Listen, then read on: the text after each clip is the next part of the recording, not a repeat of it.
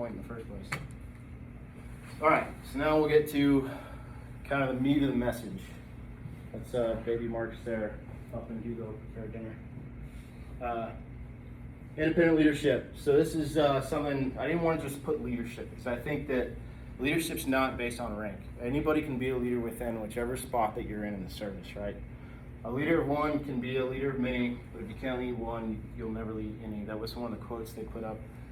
And I started thinking about it over and over, and I wrote it down and tried to dig into more of the meaning of it, and it helped me kind of come up with this next idea. So this is what I call the ones method. And I think it's a way that like everybody can be a leader or take an opportunity to be a leader within wherever you're at. So all you got to do is choose one of these, right? Pick at least one person to be a leader or mentor to within your time here. Pick at least one day a month, a quarter, or a year to lead a training or teach a class. Step up on at least one call where you recognize an opportunity that you can provide your specific expertise, or like if you had an experience in the past that you're on a call and you're trying to solve a problem and you can relate it to something you've done in the past. You say, hey LT, we had this call, we tried this, it worked out, what do you think about this? You know, that's your one moment. Take advantage of at least one moment to pass down your knowledge. So I think of like if we have a rookie here who's super green in the fire service, knows nothing, fresh out of school, first job, everything, never touched a saw in his life or anything. If you're down there and he's checking off the truck and he asks you about a tool, don't just give him the name of the tool, right? Take full advantage of that opportunity. Develop a training around it. Take it out, demonstrate something, take it apart, put it back together. Just keep digging and turn it into more of an opportunity than just, you know, that's a missed opportunity right there if you just give them a name and just keep going about your day. So I like to think if you take a calendar and you take a red Sharpie, and every time that each of y'all have your one moment, whichever one you pick, and you put a dot on it, I want that calendar to look like it has chickenpox, right? And if we do that, then the rest of us, all of us together as a whole, will elevate, right? So you don't have to, it doesn't have to be a leader, you know, type of opportunity where you get up here and doing this kind of stuff. It can be your own moment out there in the bay with somebody, right? But all in all, if we all do this, we all take that approach, then we'll rise as a whole. Lead through your actions, not just your words. It drives me nuts when someone tries to portray a leader, or they use authority, they try to be an authoritative figure, but when it's time to train, their gear's over there and everybody else is out here sweating. That's horseshit, right? Lead through your actions. Put on your gear. Show the people that you want to lead that you're willing to do the things that you ask of them. Suffer together. Respect is earned. It is not given based on a rank that you have. Anybody can take a test. Anybody can study and get a certification. But the difference is, why do you choose to do that? Why are you choosing to take that test in the first place or get that cert? There's a difference between a manager and a leader. A boss has a title, but a leader has the people. That was one of the quotes they put up and it stuck with me. Go ahead. So this is called the round table and badge bucket scenario. It's something they threw out there. Captain Galliano threw this out there. If we were to take a round table, when you all sit there, we get rid of our gold letters, we get rid of our ranks, paramedic, officer positions, we take our badges, we throw all that in a bucket. And then think about it and think, okay, if we do that and we're all equal, so we start fresh, are you somebody that people would still trust? Are you somebody that people would still consider you a leader?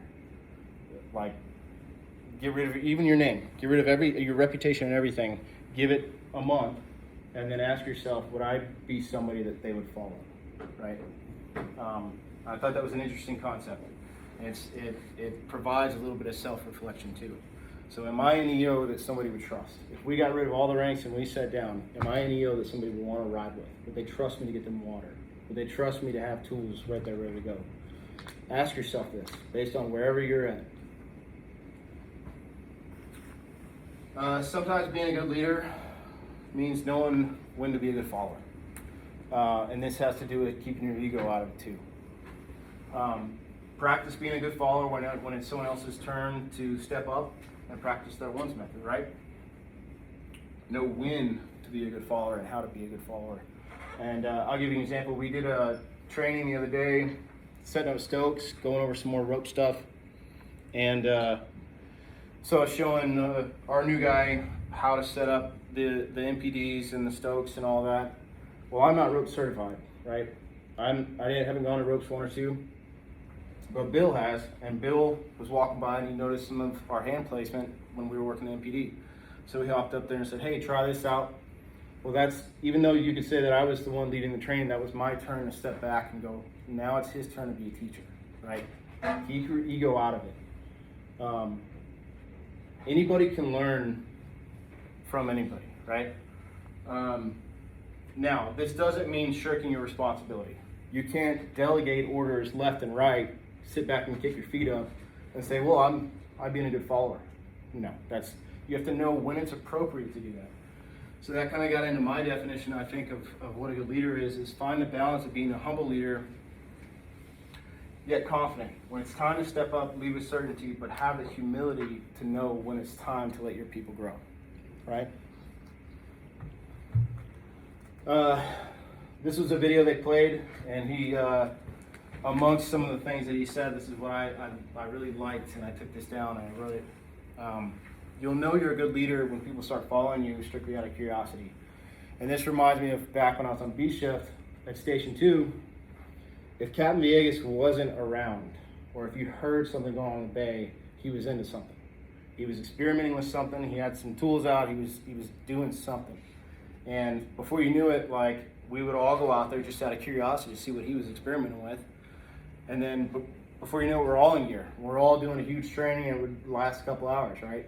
And that's kind of what I took away from this is have your own motivation, right? And if you're a good leader, then they'll naturally follow you. 3 questions. This is from Chief Viscuso. And he said he's more as far as like a department, how to steer your department. But I think that this can be dwindled down a little bit and more specific to a shift. So his 3 questions were to produce positive results, what do we need to keep doing, what do we need to stop doing, and what do we need to start doing? And if we can approach this honestly, truthfully, and with a big picture mindset, I think it'll really help. So I dug into these a little bit further. What do we need to keep doing? To me, that means what do we do well here? Identify things that we do really well in this department. So what do you guys do on C shift really well? Anybody? I say it's the department of whole EMS, because that's what we primarily do. EMS? Anybody else? I think working as a team too, especially on EMS calls, everybody's pretty much always hands-on or picking up. If you need something, somebody's already got it and is already working on it. That's great. Working as a group. That's kind of what we said for A shift is EMS stuff and teamwork. You know, if we go on an EMS call, everybody's hands-on. Everybody jumps in, and they're everybody has a task that they're doing, and they're helping out in some way. I think we're good at adapting. Adapting? Yeah. That's a great aspect to have too. B shift, I think, said their teamwork, their camaraderie, that was a good strength of theirs. So whatever it is specific to your shift, recognize it and utilize it and start feeding it. Build stuff around it, because it'll become contagious and it will transfer to other weaknesses, right? And you can even ask this question as our department too. What we do well here. What do we need to stop doing? So what are our weaknesses? What are some things we do badly here?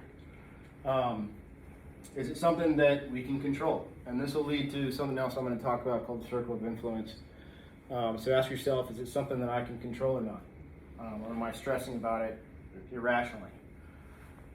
If it is something that you can identify and you can squash immediately, then do it.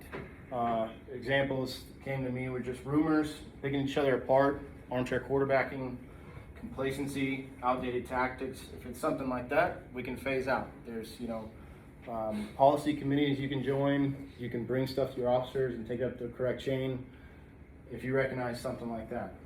But put a stop to it if you can. Let it stop with you, right? Don't let it keep going. What do we need to start doing? So what do we need to improve on? What is something that the department or C-Shift could do better? What is something new that you could implement to take things to the next level? These were some examples that came to my mind when I started writing this down. We're unique, I think, in that a lot of us commute here. So we don't all live here in Katy. Like our kids don't go to school, stuff like that. And when I got in the fire service, that's naively what I was wanting too, is that whole family aspect, right? But there are things that we can do to make that better. So I was thinking, we do stuff on A shift where we could start a family night, family day at the station. This is something that we just have been experimenting with. Chief Robinson, who was one of the speakers at COBC, said that he has his crew, they take their phones and they put it in a bucket or whatever, a basket or something like that for dinner time. So no phones are allowed at the table at dinner time. And at first, he got some eye rolls about it, but eventually they loved it. And they found that like any beef that was going on during the day, any tension was squashed because everybody was talking and stuff like that. And before you knew it, he didn't even have to ask. That was the first thing they did, is put their phone away. And if somebody came over that was new, that was working with them, they jumped their ass like, hey, no phones. So this is something that we're trying. Even Lieutenant Miller, when he worked over with us, was, I talked to him about it afterwards. He was like, yeah, no, I was impressed. We're actually, engaging with each other and stuff. People ridicule me for checking the gear. But it works. It is working now. The marathon idea, this was something I learned from those two lieutenants that I met. This is something that I also want to implement on my shift. Is during truck checks, they said that they would have their crews pull hose or throw a ladder, and that's how they check the function of it. That's how they check to make sure their hose was laid out correctly. And every time that they pull hose or throw a ladder, raise a ladder, they record it. So even if it's just a midday training where they're pulling hose, they'll write down, okay, we got 200 feet, we pulled it 5 times. And they log this. And whenever they get to a certain point, with whatever they consider a marathon length of hose or a marathon in height in the ladder, then they'll have a party for their crew. So this is something that I want to do. And not only does it help with the functionality, but you get muscle memory of throwing a ladder here and there. Okay. Salt, slug, and corner mutts. So I kept hearing this term during the function, corner mutts. I've heard mutts before, but I didn't really know what the definition was. And then they got into it. So how do you kill a slug? Salt. Throw the salt on it, right? Shrivels up. So when I talk about salt, I don't mean the definition of salt, a salty old pissed off guy who's grumpy, right? I mean something completely different, something more productive. Be the salt. So be the salt that eliminates slugs from our department. And I don't mean walk up to them and go, hey, you're a slug, right? That's not going to do anybody any good. Try to influence them. Find out what they're passionate about and build around it. Let your love for training become contagious. Try to get them involved as much as possible. And stuff that you love, try to transfer that over. And I always got this excuse, oh, you can lead a horse to water, but you can't make him drink. And I always hated that. I was like, okay, so we're just going to accept that? No.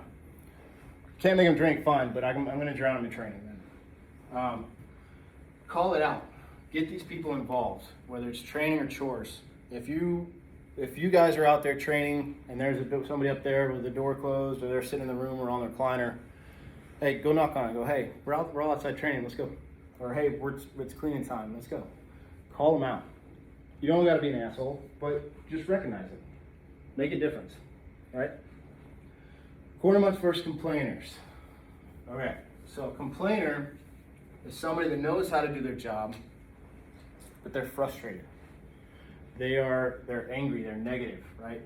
I think as a leader, it's our responsibility to figure out what happened, what turned them that way, right? Why are they frustrated? Investigate it. Try to bring them back. Complainers also are the type, when you give them every possible resource for success, they're going to find the negativity in it still, right? But we need to try to get them back because they know how to do the job. They portray still that they can get the job done. They just are so wrapped up in negativity. Chief Viscuso said that when he climbed the ranks and he was actually in a position to make a difference, some guys that he knew as complainers coming up now were the best firemen that he's ever served with. And they completely had their eyes open to what, they were stuck in that rut. And I think it's on us as leaders and officers to try to bring them back. And then recognize, have them recognize what was going on. A corner mud, on the other hand, is someone who complains, but they also don't know how to do their job at all. They sit in the corner and they're all bark. They love to stir up drama because they can't back it up themselves. They're trying to hide the fact that they don't know how to do their job. A lot of them are pretty negative and pretty angry. And they're a cancer, and they can be contagious, and they need to be fired. There's no place for them anymore. Our department will be better off with them because they do not value the fire service anymore, period. Bye. So, all of that being said, who do you think you are now? Self-analyzation, right? Who do you think you are? And then ask yourself, is that who you really want to be? And that'll lead me to some other stuff. So I heard this quote a few years ago by my old officer back home. And I never actually knew it was Chief Viscuso. But I loved this quote. I remember the day, like I was talking with him on the phone, pulling off the highway, finding a receipt so I could write it down before I forgot the quote. So a culture of any organization is shaped by the worst behavior the leader is willing to tolerate. Notice that doesn't say officer, it says leader, right? You can be a leader within your positions. Let that sink in. The culture of any organization is shaped by the worst behavior that we are willing to tolerate. So piggybacking off of calling people out, recognition. Just as important as it is to weed out and filter out some of the slugs in our department and the negativity, it is equally, if not more so important, to recognize our accomplishments. Okay? If someone does something good, show them value. So bringing back traditional ceremonies, how would you feel if you were a rookie in the fire service and you spent a year putting up with all the bullshit, working your ass off? Well, I mean, granted, let's say they're a good rookie. Putting in all the effort, showing up early, putting in the hard work, volunteering for stuff, and then at the end of your year, when you finally get off probation, you just, hey, here you go. There's your shield. Thanks. How would you feel valued, right? So this is something that I want to bring back. We're going to do it on our shift, starting with this guy. But it doesn't cost a lot to go get a cake. It doesn't cost anything to go put your Class Bs on. And come down here and have your guy come in and everybody shake his hand and say, good job. Here's your, change out his shield for him. Take his helmet, change it out, eat some cake, show him value. Welcome him into part of the team. Your name is now in ink, right? It doesn't, that's not hard, right? The pinning. This is literally the easiest thing that we can do to recognize these individuals, right? I don't understand, especially if somebody who's on shift. I gotta put on a button down. Half of it's a zipper. I gotta put on a tie. It's a Velcro tie. It's literally the laziest uniform that you could put on, like as far as Class 8 go. And you're complaining about it. Man, I gotta go over here and do this. Are you complaining to me that you have to go sit in an air-conditioned room and you're getting paid for it? You get to eat cake? Fuck, man. Sorry. All you have to do is show up. That's it. And it's not about you, right? It's about these people who work their ass off for a year to gain a spot. It's about these people that study their ass off to get a promotion, right? You can take that to the next step and say it's not even about them. It's about their families who are there, right? And all of that reflects on our department. All you gotta do is show up. That's it. Show up and sit there, eat some cake and leave, okay? Pretty easy. Commendations for actions. Bringing those back. I know Kyle's talking about, Lieutenant Cox is talking about bringing some commendations back for little actions here and there. But my point is if all we do is point out flaws, in absence of recognition, what motivation do our people have? If all you do is get pointed out all the things you do wrong and everything that you do right doesn't get recognized, are you gonna wanna work harder? Oh. All right, circle of concern and the circle of influence. This is something that Captain Galliano brought up, and it's a visual metaphor to kind of help deal with some of the stuff we stress about on a daily basis here. You can go to the next one. So the circle of concern, place topics. You should have messed with me last time I wrote something on this one. I raised it.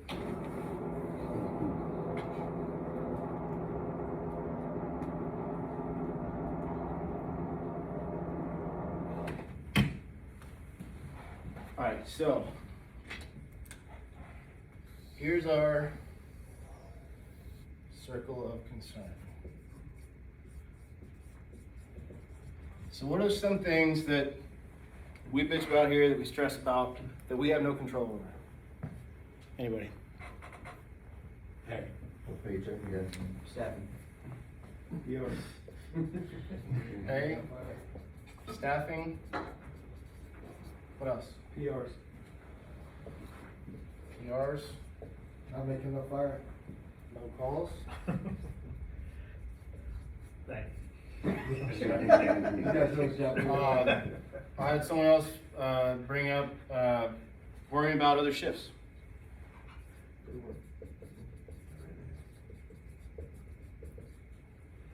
What else? Huh? Rumor mill. Rumors? Anybody else have anything? The truck you ride. Maintenance? I don't know how you spell maintenance, I'm just gonna keep. Your apparatus or assignments? Is that what you mean? I can control Is that your circle? Alright, so you get the picture, right?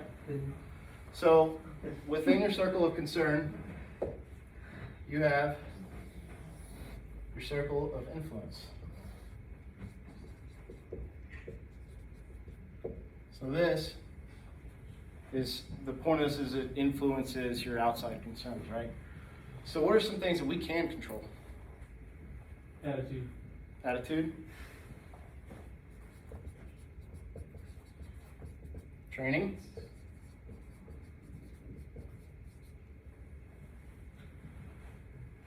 Anybody else? Our words. Words? Okay. Got it. Motivation.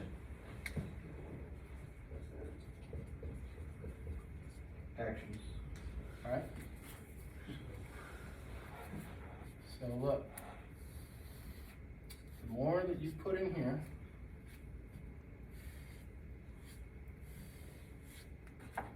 bigger this gets.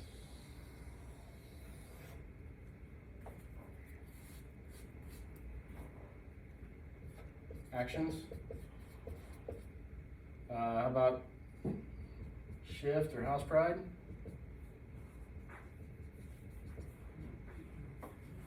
What else? What's something you can control? Work ethic. Work ethic. Great.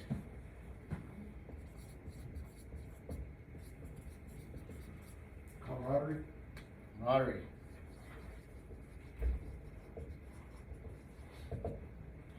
So, the more that we focus on these things, that we can control, and the more effort that we put into these things that we can control, these concerns will eventually be pushed out of the way. They'll be overcome, right? Either that or true colors will be exposed. And then, when they are, we have a fucking foundation to stand on, right? So the more work that we put into stuff that we can control, the less we stress about, and the more things get taken care of naturally. Okay? I thought that was a great message. So you can go to the next. So just to follow it up. Circle of influence, some of the things we can control. Individual responsibility, house pride, trust, teamwork, training, all the things that y'all already said without even knowing. The more that you add to your circle of influence, the more you'll find that this grows and overcomes and takes over your circle of concern. Focus on what we can control. Not only that, but it'll reduce our bad morale. We'll be less worried about that kind of stuff because we're more focused on making ourselves better, right? All right, this section, are we ready? So are you ready right now for whatever the tones could drop? This drops right now. What are you ready for?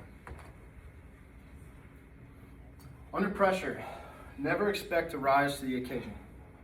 This is an old quote, but not exactly who originated it, but it's something I've heard over and over when I first got started in the fire service.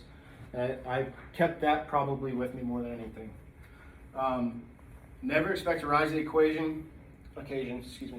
Plan to fall back on your last level of training, your highest level of training, right?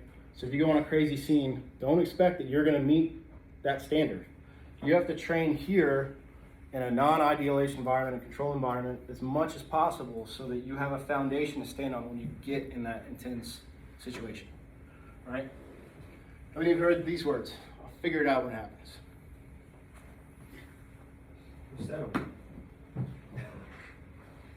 Figure it out when it happens. Those are words of a soon-to-be failure. If your plan is, when I get out on a call, not knowing what it is, I'll figure it out. You have to train now and prepare yourself now, right? Failing to prepare is preparing to fail. And then that brings me to the fake it till you make it mindset. If you have any inclination that this is you, any inclination, you're going to get somebody seriously hurt or killed. Okay? Fuck that. Own it up that you don't know something, and then figure it out. Do something about it. If you're already in a position where you're a leader, do something about it. Don't keep skating by. This is your message right now. This is your point. Do something about it. Do not be that person. In our job, we cannot afford to fake what we do. We just can't. We deal in lives here. This one, we don't make enough fires. I hear that every tour, right? Fine, okay. What are you going to do about it? Can you control that? No. Then adapt. Your job, this is what you make it, right? When you're here, and y'all been here a minute, those trucks are yours when you're here. Those tools are yours, right? You don't need permission from anybody to go train. You don't need permission from anybody to go make yourself better. This job is what you make it, okay? You don't make enough calls, supplement it. That means you should train more to me, right? Don't use that phrase as a crutch to dwindle down your potential. Don't use this as an excuse. Supplement calls with training, research outside sources. Become a student of your craft. If you stop learning, then I guess you know it all, right? And that brings me to experience. There's a difference between time in this service and what you choose to do with that time. You could have a guy that sits back at a vacation station, makes no calls, and says, well, I've been here 10 years, you know. Okay, what have you done with those 10 years? Well, I don't know. I got an ARF shirt, you know? So there's a difference between experience and what you choose to do. Make the most of this right now, because one day this is gonna flash by. Don't take it for granted. And we're gonna be old and our backs are gonna be messed up and our knees are gonna be messed up and we're not gonna be able to do this. Don't look back and have regret that you didn't make the most of this now, right? So this is a picture that they put up and they said, okay, no, you know, he's at the end of a ladder. He's hanging on to a little piece of the house right there, trying to balance. In one hand, he's in full gear. In one hand, he's reaching up, trying to balance his child. Mom's trusting him enough to hold on to that kid. And ask yourself right now, could you do this? Are you ready and able to do something like this? Are you confident in your skills to where a mother could trust you with handing down her child? Then you got to climb down, climb back up, and figure out how to get her out. Are you confident that you can do this right now if this drops right now? And I'll tell you, I'm going to call bullshit on some people that work here, that they can walk out there and go do this right now. Okay? If you don't feel confident in your skills, more importantly, recognize it. But now, what are you going to do about it? Not next tour, not next month. What are you going to do about it right now if you're not confident in your skills and abilities to do this job? And if you choose nothing to do about it, choose to do nothing about it, then why are you here in the first place? Because this is our job, right? Why are you here? Every time you train, act like it's a real scenario. Practice imagining saving a life. Every time you work out and you're tired, practice imagining that your fitness depends on, your saving a life depends on your fitness right then. Have that mindset going forward, and I promise you, you will get better. So that leads me to, this is something that I did kind of when I got started. I never thought more of it. It was just something that was kind of simple. I just did naturally.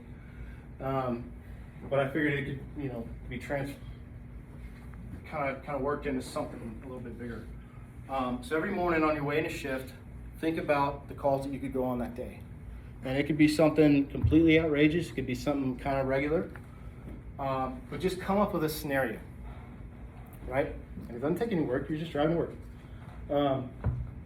And then ask yourself, okay, on that call, what tools would I need? What tools would I use for that scenario? What skills would I need? When's the last time I used that tool? Do I remember everything about it? And it could be medical based too. It doesn't have to be just fire. Think about especially if you're like in a riot position, your knowledge of tactics, your knowledge of building instruction, all that stuff. What would I need for that scenario, that imaginative scenario?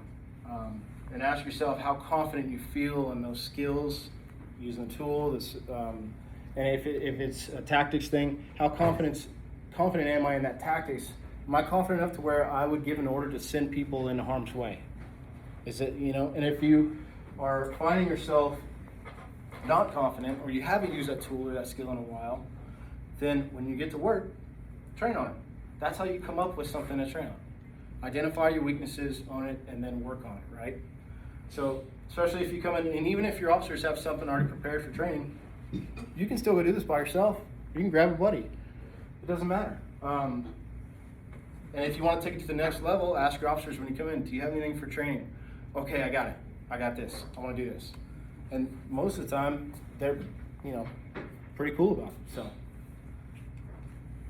training.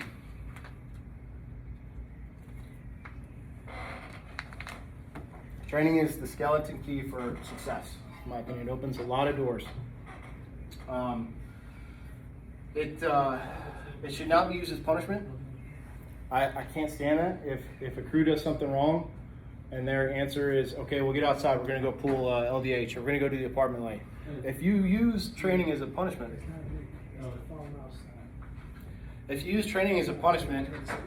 then what does that do to the mindset for your guys? They're going to identify physical training as, oh, we fucked up, or oh, this is a negative thing, right? If you keep repeating that. Don't do that. Training should be fun, it should be motivating, and it should be a chance to experiment. It should be free of judgment. There's a difference between constructive criticism and picking apart and judgment, right? It should be a tool to build up your people, create bonds for your crews, to constructively identify areas of needed improvement. And for crying out loud, let your people have a buy-in. If there's something that they want to train in, let them do it. Get them involved. Feed that. If they're hungry for something, let them eat. Because that training, that excitement for training could be contagious and lead on to other topics. And if you, as a leader, say, no, we want to train on this, we don't train enough on this, or just because you don't like a topic, that doesn't take yourself out of it. If your guys like a topic and they're interested in a topic, let them go do that topic, because that will feed them. That brings back that motivation. That'll lead to other stuff. And then you can incorporate some of the stuff that you want in there too for your guys. All right. Anybody recognize that guy? That was $20. If you ever worked with him, he's always kind of into something, right? I got him a birthday cake there and said, "Happy birthday, Lieutenant Squirrel." That's a square. And I don't know, like I said, I wrote this for my shift. I don't know who's y'all's Lieutenant Squirrel, but this guy is always into something. He's always fixing something. He's always finding something broke. He's always trying to do something else. Like he never just sits down, right? And that's why I call him a squirrel. He's always into something. And when we got this cake, and one of the guys was like, "Are you sure that's okay?" And that kind of derogatory. And I was like, "Why? Why is that derogatory?" Don't be embarrassed to love your job.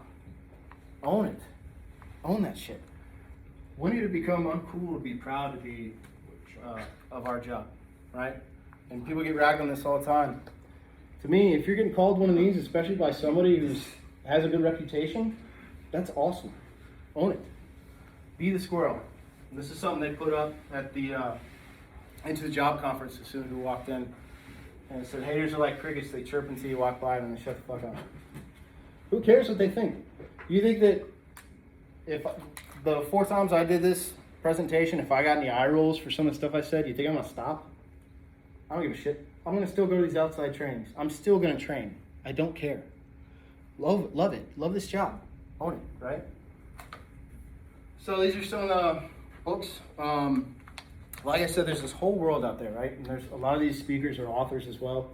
And they're not all like textbooks. They're not all boring tactical textbooks. Some of these are very entertaining. Right now I'm reading The Warriors. It was the Captain Bob Farrell, who was in the station same time when Report from Engine Company 82 was written back in the 60s and 70s. It's just entertaining stories. I mean, there's still lessons that you can learn from this stuff, but these are great resources, not only for learning your job and stuff like that, but just to bring back the bigger picture of why we're doing this, right? 3,000 degrees, that's about that Worcester fire. The chief literally had to get in the doorway and stop his guys from running in to rescue their buddies. I've read it in one read, I couldn't put it down. Very good book. Report from Engine Company 82, it's a classic. Great stories. Anything Dennis Smith is great, and he has educational stuff, but also very entertaining stuff. Chief Leave, 30 Fires You Must Know, is coming out in November. Pretty good stuff. Some leadership stuff. I'm sure you all heard Pride and Ownership. This book right here, 20,000 Alarms. This is the most decorated FDNY firefighter that ever in the history of FDNY. I can't find that book now for less than like $450. It's become a collector's edition because there's only a couple printed, I guess. But my point is that these resources are out there, and go and take advantage of them. See, these are some of the these are some new training ideas I got just from going to this conference. And again, the networking that you have from meeting these guys you go to these conferences with, you can swap ideas and different training stuff. We tried, I learned something called the wheel method. From those 2 lieutenants that I met, and we tried it on my shift. It's a way where you can take, I know Chief Smith has maybe some different viewpoints on this one, but you can take the last bit of when you hit vibe, it's based on you cannot self-extricate, so it's a shelter-in-place type of scenario where you can take the last 10 to 12 minutes and turn them into 30 of air. And we went out the day we got back and put a dummy in there, and we all got inside. Everybody got bunked up, and we just moved the dummy back and forth, pulling it in and out until we all hit vibe. And we came out and we practiced it, and it works. And it was pretty interesting. We're going to keep practicing it. So these are just different training things that, tactical stuff that I learned there that I want to bring back and that I want to dig more into, stuff like that. But you get these kind of things when you go to these outside trainings. It opens your eyes to some certain things you didn't know existed.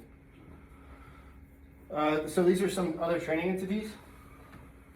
So obviously HROC with CFT where I just went, but FDTN, and when you go to these different conferences, you'll see guys in t-shirts and hats and stuff say like FDTN, and Georgia Smoke Divers is one of them, Into the Job. These are other outside training resources that are pretty popular, and you see the same kind of guys that go to these same different conferences and trainings. And this is a great one. They run, their whole premise is we can't put you in a dangerous IDLH environment without creating a dangerous IDLH environment, and we train you in it. They have the most realistic scenario-based fires, I think, in the country. They even have like, what I thought was pretty neat is they have a simulated hoarder house where they load it full of crap, they light a fire in the back, and I say, okay, get to the seat of the fire. And you have to figure out how to get through a hoarder house and put out a fire. But they do engine company operations, truck company stuff. Fire Combat Boot Camp is one that they kind of combine everything if you only have a short amount of time. Very physically tough training, and they do a RIT training as well. Something definitely to look up. And these are, again, some of these outside resources are trainings that I'm trying to get to where we can go to these kind of these out-of-state stuff. Take advantage of them. National Fire Academy is great. It definitely gave me some perspective on some stuff, and it's it's free. FDIC, hopefully we'll get there one day. Georgia Smoke Divers is basically like Buds is to Navy SEALs. This is for firefighters. It's incredibly intensive, physically fit training, and combined with live fire stuff. And just like at Buds, you put your helmet down and ring a bell. They give you a piece of webbing, and you got to hang your webbing up, put your helmet down, and ring a bell, kind of thing. If you get washed out. But these guys, you go to any of these conferences, you see a guy with a Georgia Smoke Divers t-shirt on. You can't just buy this. You have to earn it by completing this program. And you'll see those guys at all these other conferences too. Something I hope to do one day. So this is coming here. So a lot of these outside resources, out-of-state stuff that I talk about, they're really great, but there's also things that come here eventually. You just have to look for it. And when I had dinner with Captain Galliano at this conference, he was like, where you work? And I said, Katie. And he said, oh, we're coming to Houston. Round up your Katie guys and y'all come to this. Again, here's some of the who's who. John Norman, Mike Dugan, Dave McGrail, Daniel DeGear, up out of Dallas. You got some of the Houston guys. Mo Davis, he's a big name there. Clyde Gordon, all these guys. And this is coming to our backyard. So there's no excuse why not to take advantage of it, right? And this is more of a tactics kind of class too, which I'm looking forward to that. But any of these, you can benefit from and take lessons away from any of these conferences and stuff. So, just wrap it up. There's my goobers right there, and then that's us. We were doing some experimental training on a Sunday or something. Be a good leader, train hard, be the salt, be the squirrel, own it, and love your job. Remember why we're here, right? That's all I got.